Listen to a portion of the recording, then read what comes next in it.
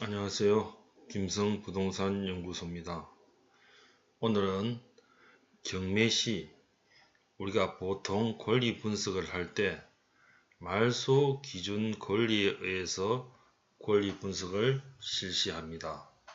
그런데 이 말소 기준 권리라는 것이 제대로 정립되어진 이론이라고 볼 수 없으며 이 말소 기준 권리가 안고 있는 여러가지 문제점이 많이 있는데도 불구하고 말소 기준 권리를 사용해서 권리 분석을 하는 이유는 그 편리성 때문이라고 말씀드릴 수가 있습니다. 오늘은 말소 기준 권리 없이 권리 분석을 제대로 하는 법을 이해해 보도록 하겠습니다. 자, 우리가 먼저 권리 분석의 필요성에 대해서 생각해 볼 필요가 있습니다. 우리가 보통 경매나 공매로 투자를 할 때 제일 먼저 우리가 이렇게 그 물건의 권리 분석을 처음으로 가장 중요시 여기며 하기를 합니다. 그런데 실제로 이 권리 분석은 경공매 투자뿐만 아니라 우리가 보통 이렇게 전세로 사는 아파트 아니면은 상가를 임대해서 영업을 할 때 그 상가가 경매로 넘어간다든지 해서 전세 보증금을 몽땅 날리는 경우가 많이 있습니다. 이럴 경우는 상가나 주택을 임차할 때 권리 분석을 제대로 하지 않고 선순위 권리자가 있는데도 불구하고 임차를 해서 생기는 문제라고 할 수가 있습니다. 소위 말하는 깡통주택이라든지 그런 것들도 세입자들이 전세금을 제대로 받지 못하고 거리로 쫓겨나는 경우가 많이 있는데 이러한 것들이 전부 권리 분석을 제대로 하지 못해서 생기는 문제점이라고 말씀드릴 수가 있습니다. 따라서 이 권리 분석은 경매나 공매 투자뿐만 아니라 내가 가지고 있는 재산을 지키기 위해서 아니면 부동산 매매 거래를 할 때 큰 실수를 하지 않기 위해서 꼭 필요한 것이 권리 분석입니다. 물론 이 권리 분석은 등기부를 기초로 해서 권리 분석을 하게 됩니다. 자, 그러면 보편적으로 하고 있는 말소 기준 권리에 의한 권리 분석을 말씀드리도록 하겠습니다. 우리가 등기부상에서 말소 기준이 되는 권리는 일반적으로 저당권, 건저당권, 압류, 가압류, 담보, 가등기. 이 담보, 가등기는 권리 분석을 할 때 저당권으로 취급을 하면 됩니다. 다음에 강제, 경매 개시, 결정 등기. 다음에 전세권이 있을 때 전세권. 이 전세권은 경매를 신청하거나 배당을 요구한 자에 한해서 말소 기준 권리가 되어집니다. 자, 이런 말소 기준 권리를 이용해서 어떻게 우리가 권리 분석을 하는지, 자, 분석 방법, 말소 기준 권리를 통한 분석 방법을 말씀드리도록 하겠습니다. 앞서 설명했는 등기부상의 이 말소 기준 권리보다 선순위 권리, 다시 말해서 등기부상 상위에 위치하는 권리는 낙찰자가 인수를 합니다. 따라서 선순위 권리는 우리가 경매 아니면 공매 권리 분석을 할 때 인수해야 되는 어떤 부담을 안기 때문에 조심해서 투자를 해야 됩니다. 또한 세입자가 주택에 전세 들어가거나 상가를 임차할 때 이런 선순위 권리는 경공매 투자를 할 때 낙찰자가 인수를 해야 되는 어떤 부분이 되기 때문에 선순위 권리가 이렇게 많이 있었을 때는 내 보증금을 찾지 못할 수도 있다 하는 어떤 위험을 인지해야 된다는 겁니다. 이런 말소 기준 권리보다 후순위 권리는 이 말소 기준 권리를 포함해서 모두 이렇게 소멸하는 것입니다. 이게 말소 기준 권리를 통한 분석 방법입니다. 그런데 이 말소 기준 권리에 의한 분석을 하다 보면은 이 말소 기준 권리가 적용이 안 되는 예외적인 사항들이 많이 나옵니다. 우선적으로 예고 등기, 건물 철거 목적으로 한 가처분 등기, 전 소유자의 가압류. 자, 이런 권리들은 말소 기준 권리보다 후순위라도 소멸되지 않고 낙찰자에게 인수되어집니다. 자, 이러한 어떤 문제점을 말소 기준 권리에 의한 분석은 가지고 있다는 겁니다. 원칙은 말소 기준 권리보다 후순위 권리는 모두 소멸하는데 말소 기준 권리보다 후순위라도 소멸되지 않는 이런 권리들이 존재한다는 겁니다. 따라서 이런 말소 기준 권리를 배제하고 우리가 권리 분석을 한번 해보도록 하겠습니다. 자, 말소 기준 권리 없이 권리 분석을 하기 위해서는 일단 권리 분석의 두 가지 원칙을 우리가 생각해 볼 필요가 있습니다. 첫 번째, 제1원칙. 돈이 목적인 권리나 처분은 매각 후 소멸하고 돈이 목적이 아닌 권리와 처분은 인수된다. 즉, 돈이 목적인 권리, 돈을 받기 위한 건저당이라든지 가압류라든지 압류라든지 자, 그런 것들은 전세권자도 앞서 경매를 신청하거나 아니면 배당을 요구했다는 것은 이 돈이 목적이 되겠죠. 그죠? 자, 이런 권리들은 매각 후 다 소멸하고 돈이 목적이 아닌 권리와 처분은 인수되어진다.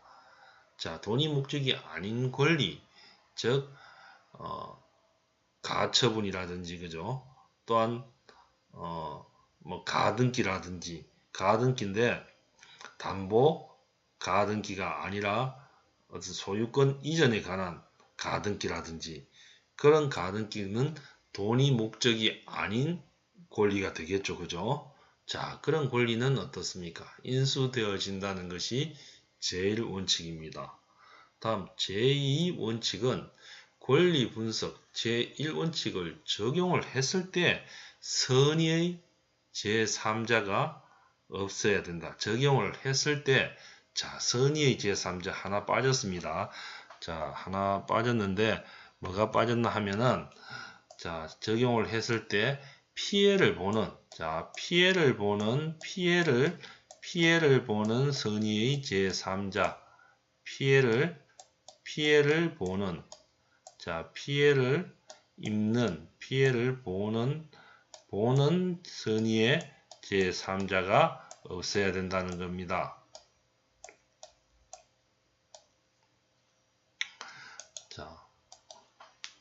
자, 그러면은 이런 두 가지 원칙에 의해서 우리가 말소 기준 권리 없이 분석을 한번 해보도록 하겠습니다.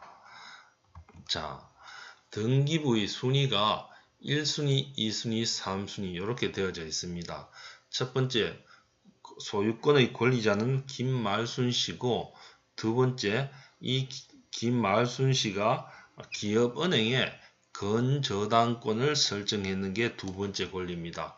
세 번째, 홍길동이가 이 김말순 씨의 소유권에 가처분을 해놓은 것이 세 번째 권리입니다. 자, 그러면 말소 기준 권리에 의해서 권리 분석을 했을 때는 여기서 말소 기준 권리가 되는 게 앞에서 우리가 공부를 했듯이 건저당권, 저당권, 압류, 가압류 이런 것들이 기준이 되죠. 그죠? 그러면 건저당권이 기준 권리가 되죠. 그죠? 말소 기준 권리. 그러니까 이 건저당권을 기준으로 해서 후순위는 전부 이렇게 소멸되어진다는 겁니다. 그죠? 자, 이렇게 분석하는 것이 말소 기준 권리에 의한 분석 방법입니다. 자, 그러면 말소 기준 권리를 배제하고 앞서 설명한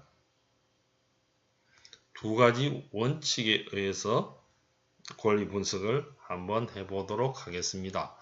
자, 제1원칙. 자, 제1원칙은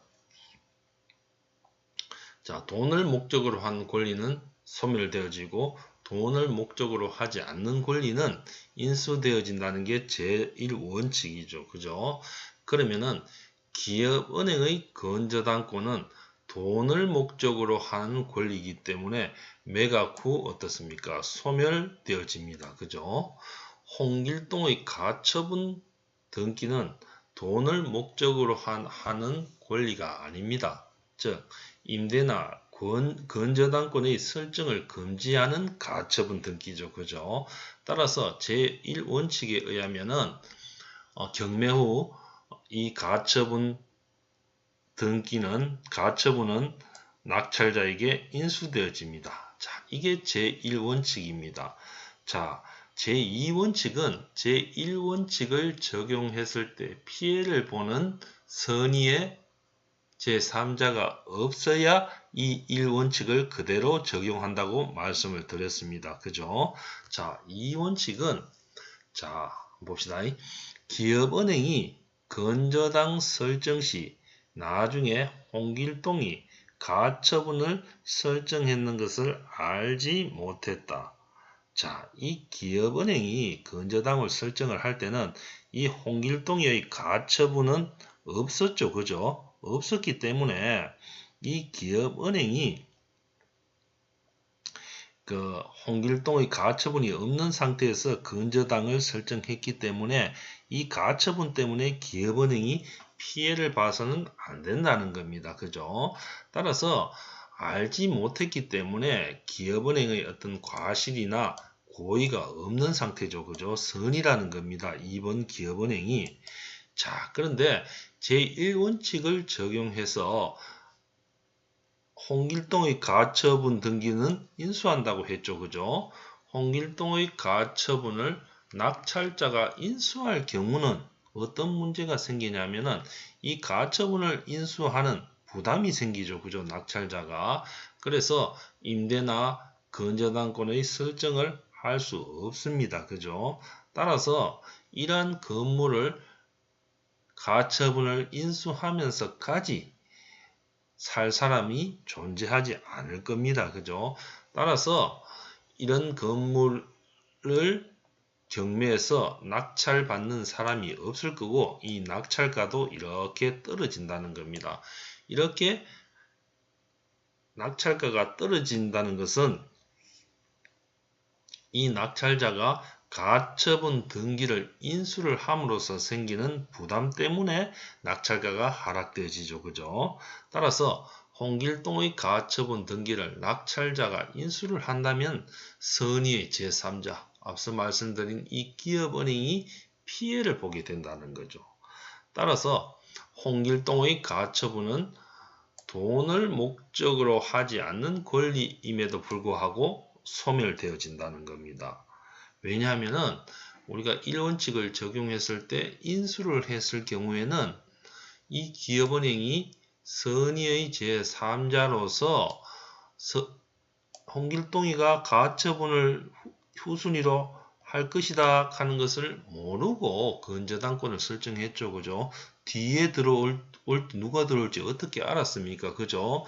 자, 그런 이 선의의 기업은행이 이 홍길동이의 가처분을 만약에 인수를 한다면은 어떻습니까? 피해를 입게 되는 선의의 제3자에 해당되어지기 때문에 1원칙을 그대로 적용하지 않고 이 가처분은 1원칙을 적용하면 인수를 해야 되는데도 불구하고 소멸시킨다는 겁니다. 그죠? 그러면은 이렇게 해석을 하는 것도 역시 어떻습니까? 말소 기준 권리를 이용해서 분석하는 것하고 결과는 똑같죠. 그죠? 똑같지만 우리가 이렇게 분석을 해봄으로써 말소 기준 권리가 안고 있는 어떤 그런 문제점, 말소 기준 권리가 모든 권리 분석을 이렇게 해결할 수 없는 단순 암기에 의해서 우리가 권리 분석을 하는 데서 생기는 문제점을 우리가 막을 수 있고 보다 심도 있는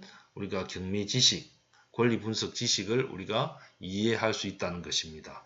자, 그럼 한 가지 예를 더 한번 보도록 하겠습니다.